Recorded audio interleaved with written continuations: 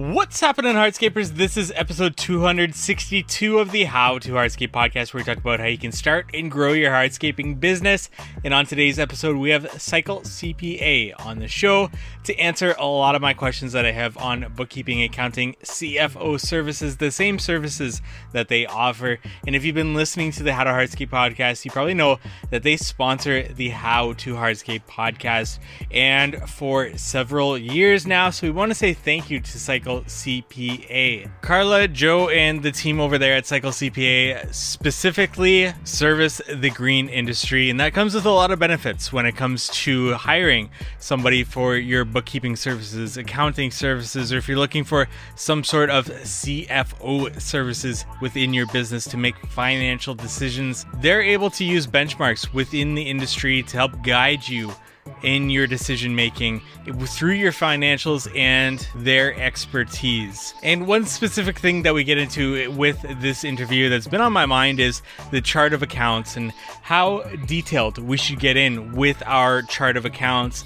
At what point does our chart of accounts get too overcomplicated, where it becomes more of a hindrance rather than something that actually helps guide us within our business? So one major topic that we get into in today's episode, as well as we get into equipment costs, replacing equipment, when should we replace that equipment, and so much more. So we want to say thank you to Cycle CPA for continuing to sponsor the How to Hardscape podcast. You can reach out to them at cyclecpa.com. Let them know How to Hardscape sent you for money off their services there. And without further ado, let's get into today's episode. Today, we're joined by Carla and Joseph Policastro. They are the team behind Cycle CPA, and I'm sure if you listen to this podcast, you've heard of Cycle CPA, and they've done plenty of takeovers, and I finally have the chance to actually sit down with them and interview them for one of these podcast episodes. So, Carla, Joe, thank you so much for joining me here.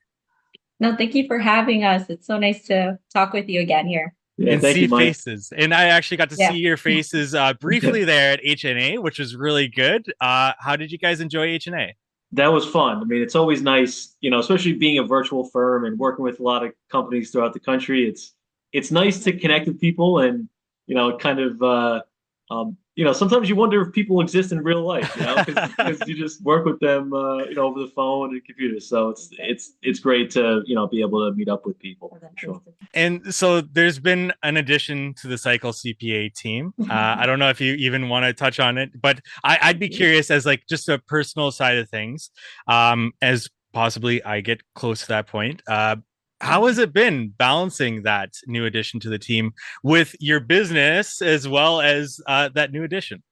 Yeah, absolutely. Yeah. So Isabella has been great. I mean, it's been such a gift, and we've enjoyed the experience. I think when it comes from a business owner perspective, right?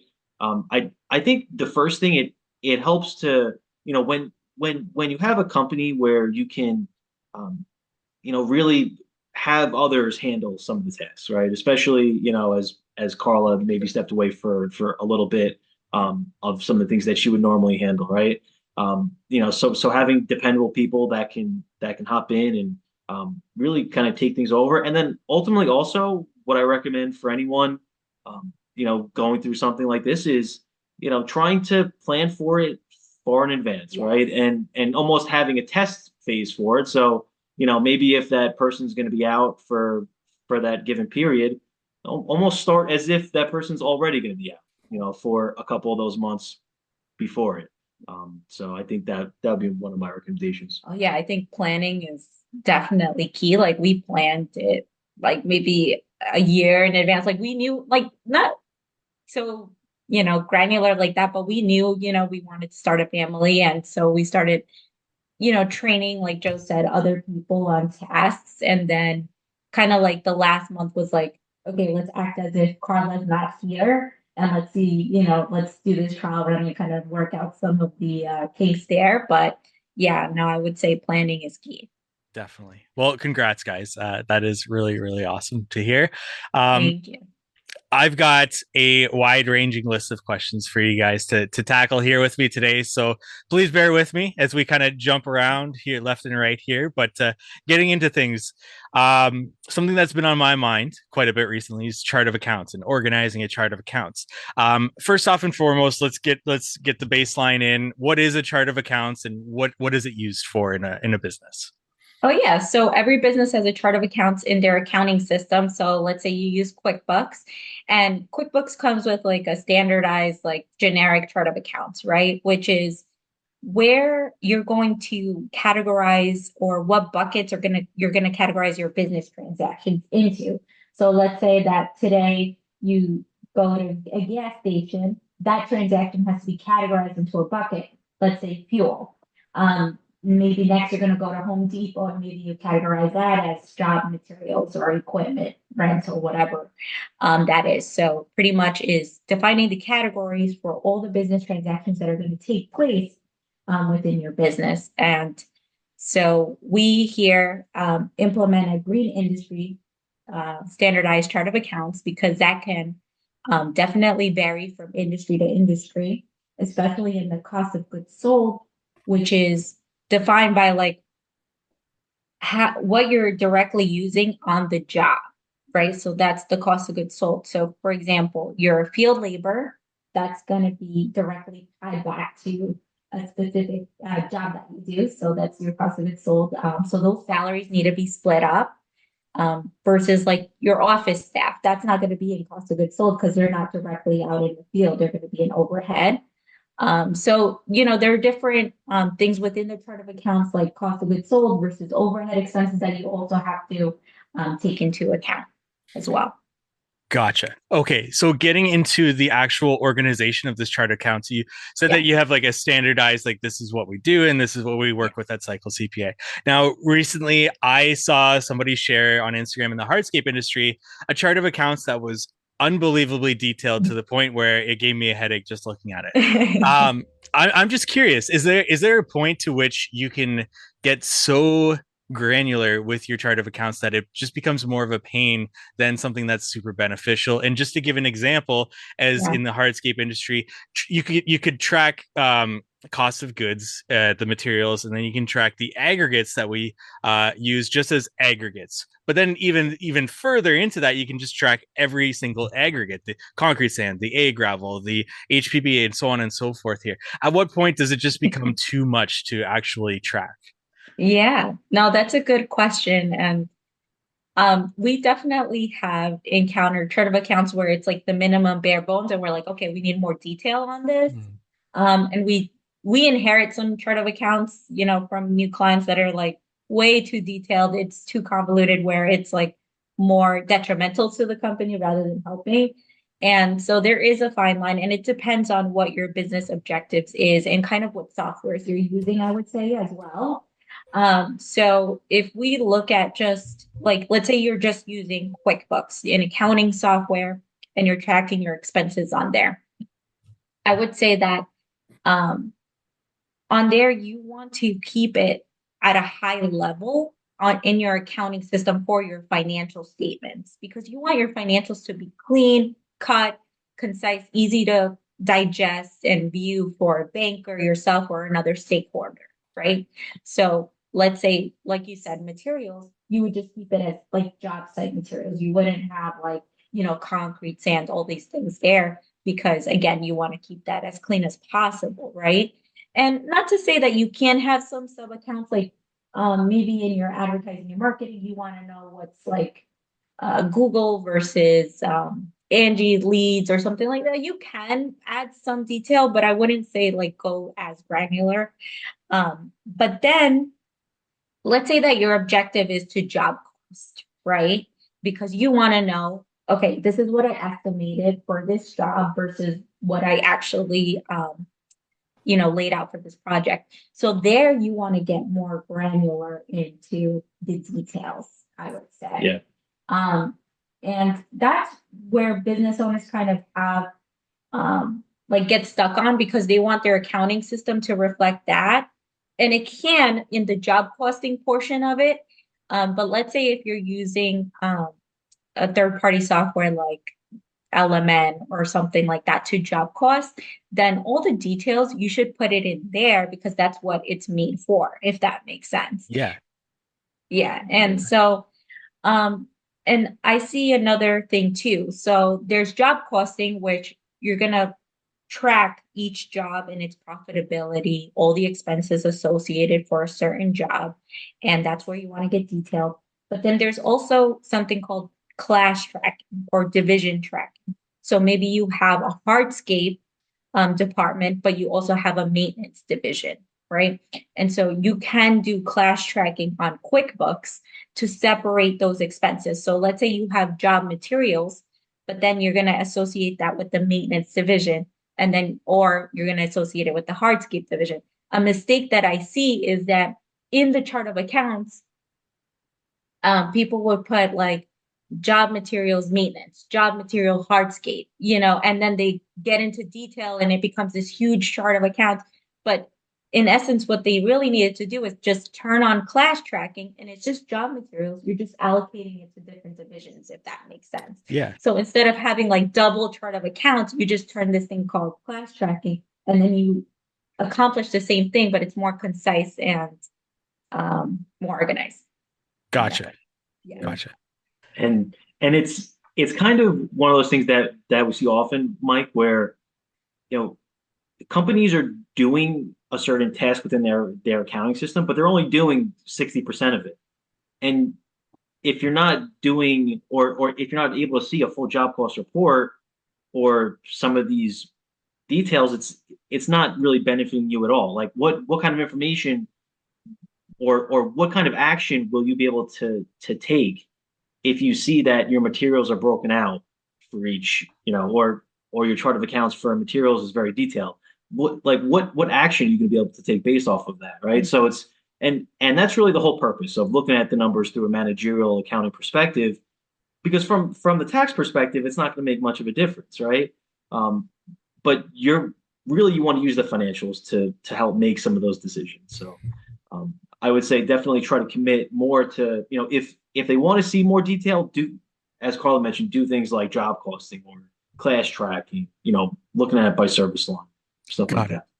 Got it. And with the chart of accounts, what kind of actions are you able to guide a business owner towards? Like, for example, if you were able to track, just keeping on the example of aggregates, maybe going to your aggregate supplier and saying, hey, last year we did this much business with you. What kind of leeway can you give us with that? Like, what kind of actions can you guide business owners to with when it comes to tracking using chart of accounts? Absolutely, yeah. So that's a perfect example, Mike, where you can approach a vendor and maybe try to develop that relationship with them. Another big reason as well, when you have your chart of accounts, especially when it's standardized, which our clients, that's one of the benefits, right? Because you may be in a Facebook group or something where a client may say, okay, my gross margin is X, right? And my gross margin is X, but what are in those cost of goods, right? What are each one of those companies considering as direct expenses? Because they could be completely different. One of them may not even know that there's a difference between gross margin and net profit, right? So making sure that things are standardized, because then you can basically take those line items compared to the previous year, but also compared to the industry average, right? Which is something we do with our clients. So that way you can take action and see, okay, listen, maybe our materials expense is higher than the industry average, and then you can actually go into the vendor summary within QuickBooks as well. Yes. So there's a vendor summary. So like I said, when you categorize the transaction, so let's say you categorize fuel, you went to BP gas station, or you went to so-and-so nursery. You can pull up a vendor summary report on QuickBooks Online, and it'll show you exactly how much you spent at each vendor during the year. And you can, like Joe said, compare it to last year and kind of go to that vendor and say, hey, listen, can we work out terms with you, because this is how much I spent. I spend this much at the other vendor. I noticed that you also offer this product here. I'd like to move my business over here so that way, I can increase your business, my business, and we can work that way, which I've seen people print out that report and work with their vendors in that way. Also subcontractor reports as well, which could be useful too. Yeah, that's actually interesting. Subcontractors. Have you ever perhaps put forward to somebody that, hey, you're paying this much in subcontractors, perhaps you can start to move that in-house by hiring somebody? Have you ever even given that sort of insight as to you're spending so much in subcontracts or even rentals, anything like that? Yeah, no, definitely. I think that's the nice thing about having the industry benchmarks, and comparing it to the industry, because we're able to benchmark the subcontractors and the field labor and kind of see which area they're excelling in. So, for example, we had this one business owner that um, it was actually the opposite situation, Mike, where they were doing better with their in-house field labor. They were more efficient with them than their subcontractors. So we were able to identify that quickly. So they started, well, recruiting was an issue, but they got that underway and started hiring more in-house people in the next year. And that percentage then decreased, and they were able to save some money in that way. But definitely, like I said, with the benchmarking and being able to compare that percentage and those efficiency levels, that's how we can guide business owners in that direction to see where um, their money is best spent. Perfect. Now getting into expenses, especially coming into tax time, or I guess we're past tax time now, but Mhm. what about coming into that tax time? Maybe you onboard a new client coming into it, or just a recurring theme with certain clients, but common expenses that they just forget about or they don't track. Or you hear time and time again, and it comes to tax time, and you have to ask them, well, you don't have any money spent on this. Did you spend any money on this? What are some common things people are forgetting? Right. Yeah. And I guess I could break it up into two, um, like, let's say business owners that are just starting out. Maybe it's their first few years in business. What I see is that they don't have their assets in their QuickBooks, or they didn't tell us about it. So assets are anything over $2,000 that is going to benefit your business for more than 1 year. So trucks, machinery, equipment, mowers, trailers, all of those large expenses that you may have had from previous jobs. Let's say you had a trailer or a truck or two mowers, and you started to open up your business, and now you're contributing these things to the business. And a lot of the time, business owners don't think that that could be a write-off, right, in the first year or two, because it's their personal property, but it is because they're contributing that to the company. And so a lot of them miss out on the depreciation expense of those assets. So that's something that we always ask um, for. And obviously we can't put it at the price you paid for it like 5 years ago. Let's say it was worth $5,000, but today it's worth, when you contribute, it's worth 2,000, then that's what we would put on the books for, because it has to be based on fair market value rather than like historical costs. But I won't bore you with the details on the accounting on that. But that's something that people miss out on. And I'd say, like, also with new business owners, let's say you're using your phone, and you're still paying it out of your personal bank account, insurance, little things like that, where it's half for business, half for personal, and you kind of just pay it out of your personal because you don't want to bother with it. But those are little things that we catch, like with the percentages too, comparing. It's like, oh, this is kind of low. Did this person actually have a phone bill or insurance bill? Um, Things like that. As well as like rent expense too, because you may be operating off of your garage, those early days, your office and stuff like that, your home office. So all of those, whatever square footage you're using in your personal home, that's also a write-off, the home office write-off and stuff like that. So that's something that gets missed a lot. And then I guess when you're a few years down the road too, and like your fuel expense is really high, you have a lot of off-road fuel that you're using for your equipment, you can take advantage of the fuel tax credit, which is you can get some money back for the fuel that you're using on like your mowers and your equipment, on the sales tax that you're paying for. So that's a big one that we see with larger companies, I would say. You did bring up assets and maintenance, and it just came to mind for me. When it comes to replacing or deciding you want to replace a piece of equipment, Mhm. what do you have some sort of benchmark or a certain percentage as to, okay, maintenance has hit a certain point where it makes sense to replace that asset? It's time.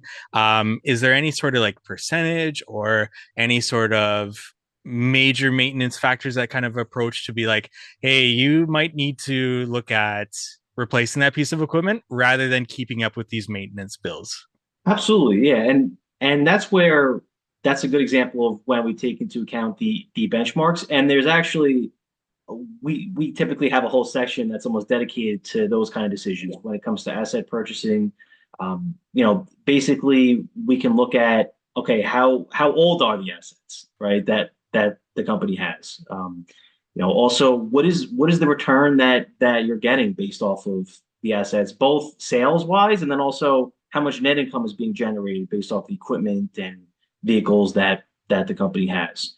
Um, as for a specific mark for the repairs and maintenance, that varies slightly by service line, but ultimately it is, some of these things. Yes, you want to look at the benchmarks, but ultimately you also want to look at it, and come up with a target for your specific company. And within our platform, we also track that specific trend as well. So you can easily see, okay, listen, my trend is starting to increase here. It looks like my assets are also starting to get a little older, right? Which is the asset newness ratio, and we won't get too technical, right? But you can look at some of these items, and it can kind of give you that confidence to make that decision, right? Also looking at Yeah. things like, okay, what is my cash on hand? Can I make that down payment on something right now? Is it the right time of year to make that certain if you're gonna, maybe utilize a loan for it, how is that going to impact cash flow? So taking all of those different things into account, and that's one of the neat things about when you're looking at the numbers is, sometimes you can't just look at one metric. Sometimes you have to look at a lot of different aspects, when you're going to make a certain decision like that. Yeah, because like if you look at your repairs and maintenance, and like Joe said, it varies by division. Let's say it's 1 to 3% is usually what we're seeing, right? Depending. Um, let's say that's like 5%. We're like, wow, that's really high. Then we'll go to these other ratios to kind of see if you can, if your assets need to be replaced. Like he said, it's older. Okay, you have some cash on hand and stuff like that. So it's not like a straightforward thing where you're just going to look at one ratio. You kind of there's maybe something that triggers it, like okay, repairs and maintenance are through the roof, and then you kind of go to these other ratios to ultimately make the most informed decision for your business. So Gotcha. yeah, we made like a whole section on the report about this because it's a question that we get often, Yeah. and it's important because you're spending what, 50, $60,000 on the truck. It's not like a few $1,000s here and there. So you want to make sure that you're getting the most detailed um, answer that you can. And not to mention the maintenance bill, but also the downtime that is oftentimes forgotten Yes. by business owners. Yeah, and well, there's some business owners that are like really handy and they're mechanics and they're able to fix it. Right. I'm like, and those I see really low. I'm like, you're doing a good job and stuff like that. But if you're not a mechanic, you're a busy business owner. Things are always, out of date, or, you have different machine and equipment going down every day. Yeah, you're losing a lot of time, like your time, your employees' time.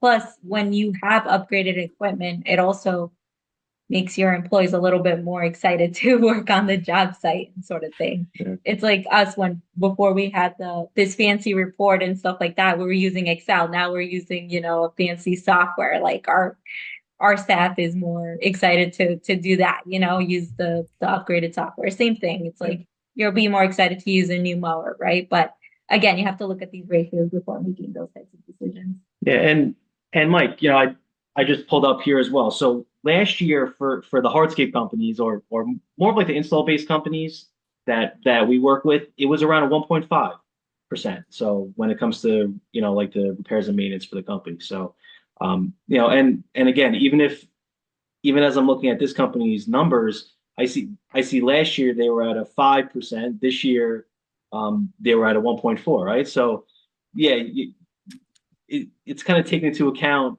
also how the company's trending, which this company's doing well, right? Yeah. So it's taking a lot of those things into account. So Yeah. Yeah. And at the beginning of the first quarter, like January through March, you're going to see repairs and maintenance percentage high because that's when everybody's repairing, getting ready for, well, I guess this would be more for maintenance companies than hardscape companies, but so you kind of have to look at the seasonality of things if you are seasonal, so.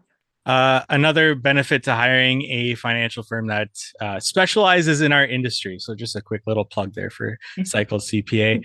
And getting into budgeting for paying estimated quarterly taxes or just taxes in general.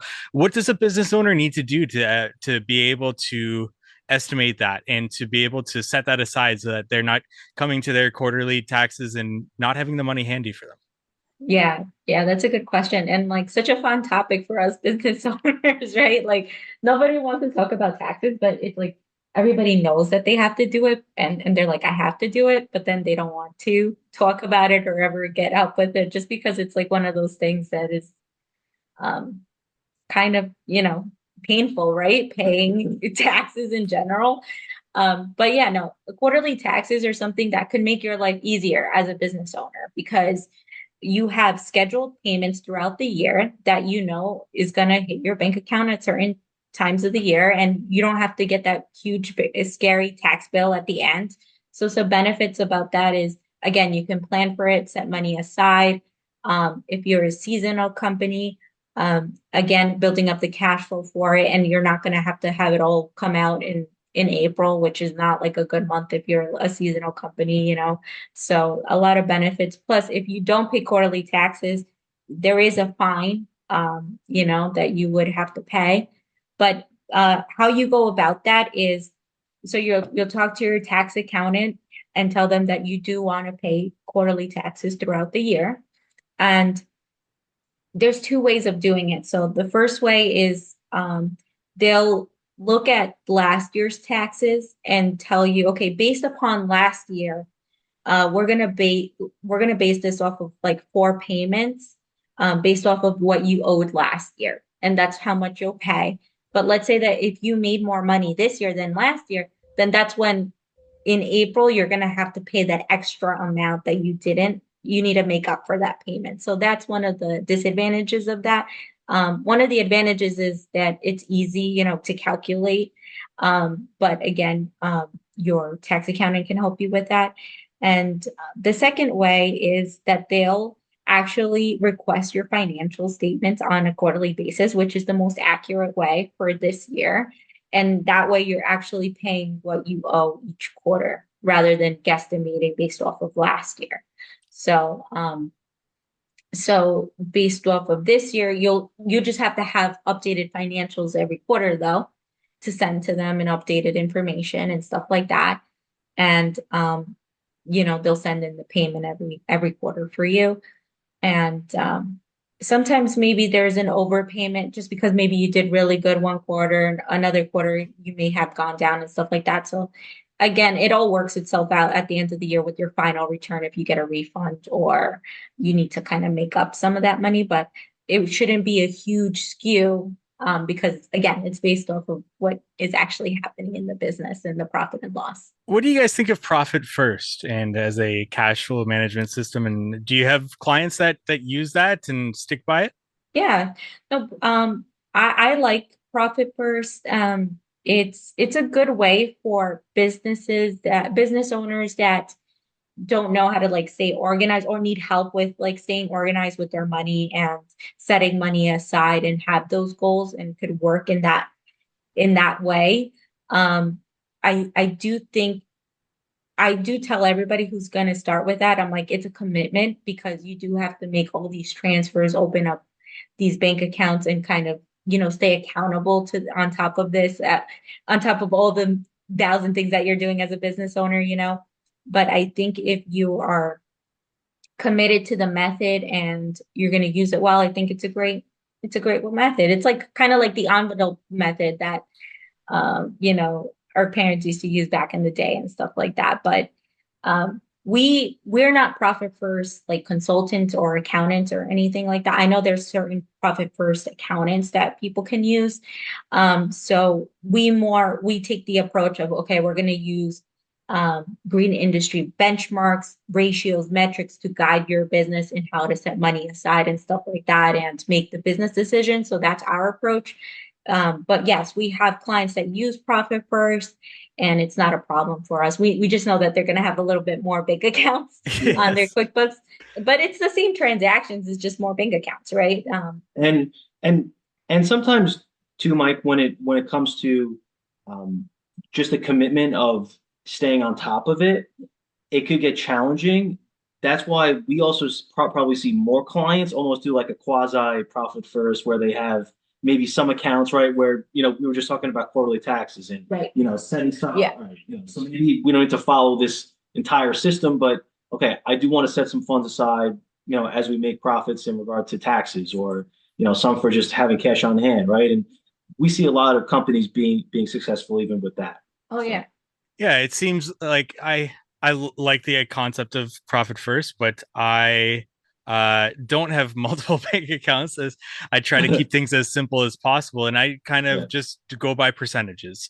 And it seems that kind of you guys use those benchmarks to be able to allocate funds as to where business owners need to put them, it seems. Guys, my final question for you, coming to the end of the interview, Cycle CPA. What is Cycle CPA? Why should people in our industry consider Cycle CPA? And how does that fit within the industry, the services that you guys offer? Absolutely, Mike. So, our firm, is a virtual firm, right? So our team works remotely throughout the country. We also work with companies throughout the country, right? So, close to a couple hundred companies in the green industry. So, what really encompasses that is everything from hardscape install, landscape, irrigation, all the way to maintenance, lawn care, tree services. And our whole goal is, because of that specialization, right, is we want to be able to, provide extra value to our clients, right, through some of the advisory meetings that we have, but of course, just being able to do some of the bookkeeping and accounting and tax work, that's just having that foundation is going to be beneficial no matter what accounting firm a company will utilize, but we like to add on kind of that extra perspective where, based off of things that we see, right, is we want companies to learn from us, not from their mistakes, right? Because we see things happening, right? And we see companies, what people are doing right, and maybe what we think, maybe how you can scale and get to that next level. So that's really our goal. We want to be able to help companies. So that's that's a little bit about us. So amazing. Well, Carla, Joe, thank you so much for your time here. We met virtually, I think about 3 years ago now, maybe 4, through Weston from Synced Up. And I appreciate being able to know you guys, at least virtually, for as long as we have, and for your continued support. So just wanted to say thank you to the two of you. Where can our audience go learn more about Cycle CPA? Where do you want to direct them to? Where can they find out more? Thank you, Mike. And, it's always a pleasure, hopping on here with you and, working with you as well. I think, the content you put out is great. From an educational perspective, and just, definitely we're big fans. So, listen to this podcast about hardscaping and stuff like that. So we love your content. Yeah, I appreciate that. Thank you. And but as for reaching out, you can, so our website, cyclecpa.com, you can schedule a meeting with me right through there. That's probably the best way. Get some more information there as well. So, Carla, Joe, thank you so much for your time. all right. Thank Thanks, you. Mike. Thank you for listening to today's podcast episode. Once again, reach out to Cycle CPA at cyclecpa.com.